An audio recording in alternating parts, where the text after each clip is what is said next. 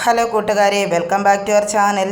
എല്ലാ ഞായറാഴ്ചയും ഊണാണ് തയ്യാറാക്കുന്നത്. ഇന്നൊന്ന് മാറ്റി പിടിക്കാമെന്ന് കരുതി നമ്മുടെ വീട്ടിലുള്ള സാധനങ്ങളൊക്കെ വെച്ച് ഒരു ഫ്രൈഡ് റൈസും ഒരു ചില്ലി ചിക്കനും തയ്യാറാക്കാമെന്ന് കരുതി.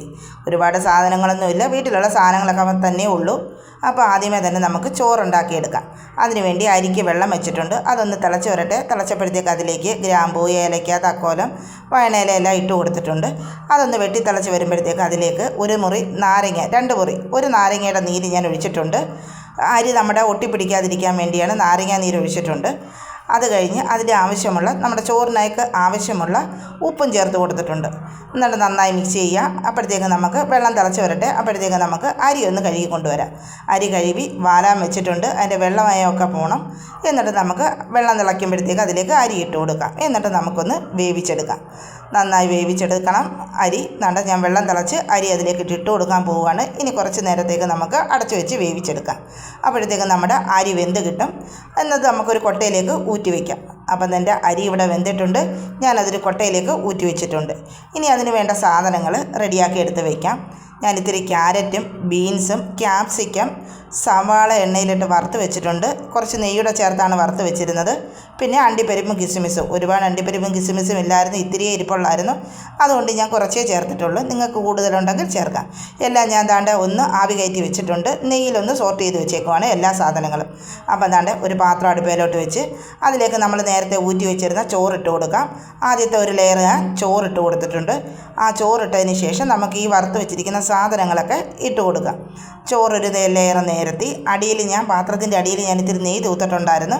എന്നിട്ട് ഒരു ലെയർ ചോറിട്ട് കൊടുത്ത് അതിൻ്റെ മുകളിലേക്ക് കുറച്ച് ക്യാരറ്റ്, ബീൻസ്, ക്യാപ്സിക്കം, സവാള വറുത്തത്, അണ്ടിപ്പരിപ്പ്, കിസ്മിസ് എല്ലാം ഇട്ട് കൊടുത്ത്. നമ്മുടെ കയ്യിൽ ട്യൂട്ടി ഫ്രൂട്ടി ഉണ്ടെങ്കിൽ ഈ സമയത്ത് ഇട്ട് കൊടുക്കാവുന്നതാണ്. എൻ്റെ കയ്യിൽ ഇല്ലാത്തത് കൊണ്ട് ഞാൻ ഇട്ടിട്ടില്ല. അടുത്ത ലെയർ ഞാൻ വീണ്ടും ബാക്കി അരി ഇട്ട് കൊടുത്തു. എന്നിട്ട് ബാക്കി സാധനങ്ങളെല്ലാം കൂടെ വീണ്ടും അടുത്ത ലെയറായിട്ട് ഇട്ട് കൊടുത്തു.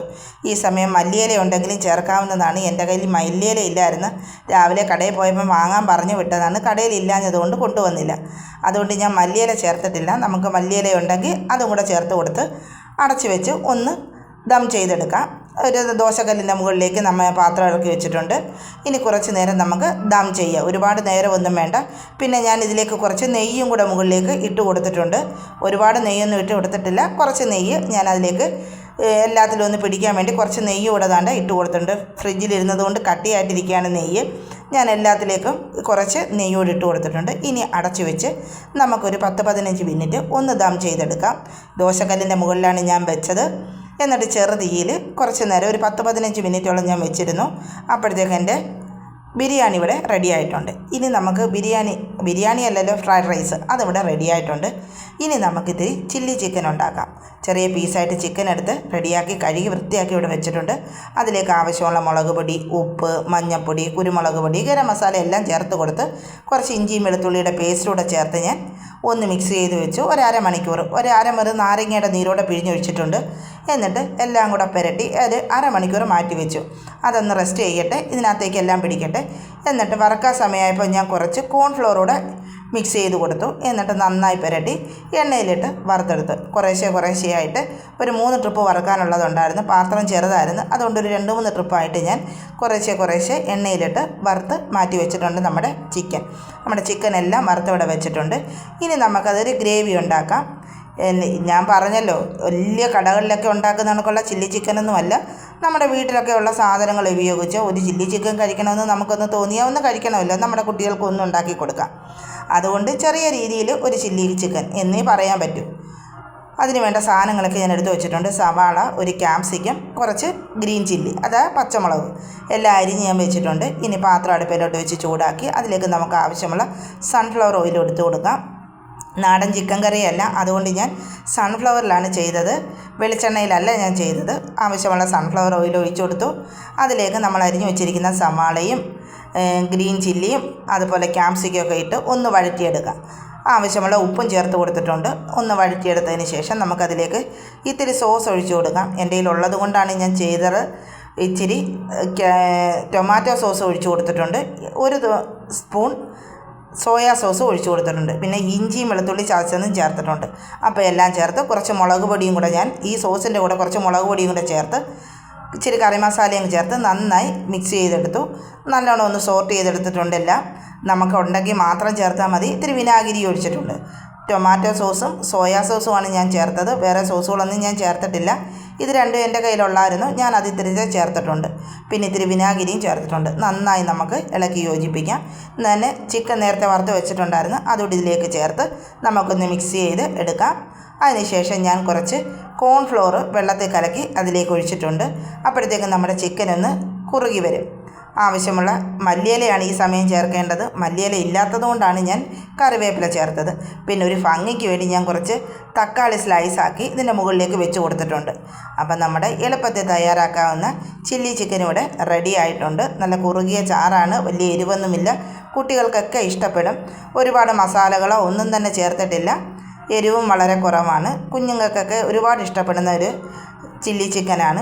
ഒരുപാട് സോസുകളോ അങ്ങനെയുള്ള കാര്യങ്ങളോ ഒന്നും ഞാൻ ചേർത്തിട്ടില്ല. കടയിൽ കിട്ടുന്ന കണക്കുള്ള ടേസ്റ്റേ ആയിരിക്കില്ല നമ്മുടെ ഈ ചില്ലി ചിക്കന്. പക്ഷേ നല്ല ടേസ്റ്റ് ഉണ്ട്. ഞാൻ കഴിച്ചു നോക്കിയിട്ടാണ് വീഡിയോ എഡിറ്റ് ചെയ്യുന്നത്. നല്ല ടേസ്റ്റ് ഉണ്ടായിരുന്നു ചില്ലി ചിക്കന്. ഞാൻ ഉണ്ടാക്കിയത് കൊണ്ട് പറഞ്ഞതല്ല കേട്ടോ. നല്ല ടേസ്റ്റ് ഉണ്ടായിരുന്നു നമ്മുടെ ചില്ലി ചിക്കന്. അപ്പോൾ അതാണ്ട് എൻ്റെ ചില്ലി ചിക്കനും ഇവിടെ റെഡി ആയിട്ടുണ്ട്. പിന്നെ ഫ്രൈഡ് റൈസുമായി ചില്ലി ചിക്കനുമായി രണ്ടും വളരെ എളുപ്പത്തിൽ തയ്യാറാക്കിയതാണെന്ന് അറിയാലോ. വീട്ടിലുള്ള സാധനങ്ങളേ ഉള്ളൂ. പിന്നെ ഞാനൊരു സലാഡ് കൂടെ എടുത്ത് വെച്ചിട്ടുണ്ട്. തൈരും സവാളയും കറിവേപ്പിലയും തക്കാളിയും പച്ചമുളകും ഇച്ചിരി ഇഞ്ചിയും കൊത്തി പൊടിച്ചിട്ടിട്ടുണ്ട്. എല്ലാം കൂടെ മിക്സ് ചെയ്ത സലാഡും പിന്നെ 2-3 പപ്പടം ഉണ്ടായിരുന്നു. അത് ഞാനിവിടെ വറുത്ത് വെച്ചിട്ടുണ്ട്. ഇതിൻ്റെ കൂടെ അച്ചാറില്ലായിരുന്നു. ഓണമൊക്കെ കഴിഞ്ഞ് അച്ചാറെല്ലാം തീർന്ന് ഇനി പുതിയ അച്ചാറൊക്കെ ഇടണം. കയ്യിൽ അച്ചാർ ഇരിപ്പില്ലാഞ്ഞുകൊണ്ട് ഞാൻ അച്ചാർ എടുത്തിട്ടില്ല. അപ്പോൾ അതാണ്ട് പപ്പടം ഇവിടെ വറുത്ത് വെച്ചിട്ടുണ്ട്. അപ്പോൾ ഇന്നത്തെ ഉച്ചയൂണിനുള്ള വിഭവങ്ങളെല്ലാം റെഡിയായിട്ടുണ്ട്. ഇനി നമുക്കതൊരു പ്ലേറ്റിലേക്ക് വിളമ്പി കൊടുക്കാം. ഒരു പ്ലേറ്റ് എടുത്തു. അതിലേക്ക് ആവശ്യമുള്ള ഫ്രൈഡ് റൈസ് ഇട്ട് കൊടുത്തു. അതിലേക്ക് നമ്മുടെ ചില്ലി ചിക്കൻ വെച്ചിട്ടുണ്ട്. പിന്നെ സലാഡും പപ്പടവും നാരങ്ങ അച്ചാറുണ്ടെങ്കിൽ നമുക്കതും വയ്ക്കാം. കുട്ടികൾക്കൊക്കെ ഇത് ഒരുപാട് ഇഷ്ടപ്പെടും. വെജിറ്റബിൾസ് കഴിക്കത്തില്ല എന്നുള്ള അമ്മമാരുടെ വിഷമവും മാറും. എല്ലാ വെജിറ്റബിൾസും നമുക്കിത് ചേർത്ത് കൊടുത്ത് ഉണ്ടാക്കാം. എളുപ്പത്തിൽ തയ്യാറാക്കാവുന്ന ഒരു ഫ്രൈഡ് റൈസ്. അല്ലാതെ കടയിൽ കിട്ടുന്ന കണക്കുള്ള ഫ്രൈഡ് റൈസ് ഒന്നുമല്ല. നമ്മുടെ വീട്ടിലുള്ള സാധനങ്ങൾ ഉപയോഗിച്ച് നമുക്ക് വീട്ടിൽ തയ്യാറാക്കാവുന്ന എളുപ്പത്തിലുള്ള ഒരു ഫ്രൈഡ് റൈസ് എന്നേ പറയാൻ പറ്റും. പിന്നെ ഒരു ചില്ലി ചിക്കനും അതും അതുപോലെ തന്നെ വളരെ എളുപ്പത്തിൽ നമുക്ക് തയ്യാറാക്കാവുന്നതാണ്. ഒരുപാട് മസാലകളൊന്നും ചേർത്തിട്ടില്ല. കുട്ടികൾക്കൊക്കെ ഒരുപാട് ഇഷ്ടപ്പെടും. വലിയ എരിവൊന്നുമില്ല. അതുകൊണ്ട് അവർക്ക് ഒരുപാട് ഇഷ്ടപ്പെടും. പിന്നെ മറ്റൊരു കാര്യം, ഇന്ന് സൺഡേയിലെടുത്ത വീഡിയോയാണ്. ചിലപ്പോൾ ഞാൻ തിങ്കളാഴ്ചയായിരിക്കും ഇത് അപ്ലോഡ് ചെയ്യുന്നത്. അപ്പോൾ എൻ്റെ ഈ വീഡിയോ നിങ്ങൾക്ക് ഇഷ്ടമായെങ്കിൽ ലൈക്ക് ചെയ്യണം, ഷെയർ ചെയ്യണം, സബ്സ്ക്രൈബും ചെയ്യണം. അപ്പോൾ മറ്റൊരു വീഡിയോയുമായി പിന്നെ കാണാം. ടാറ്റാ.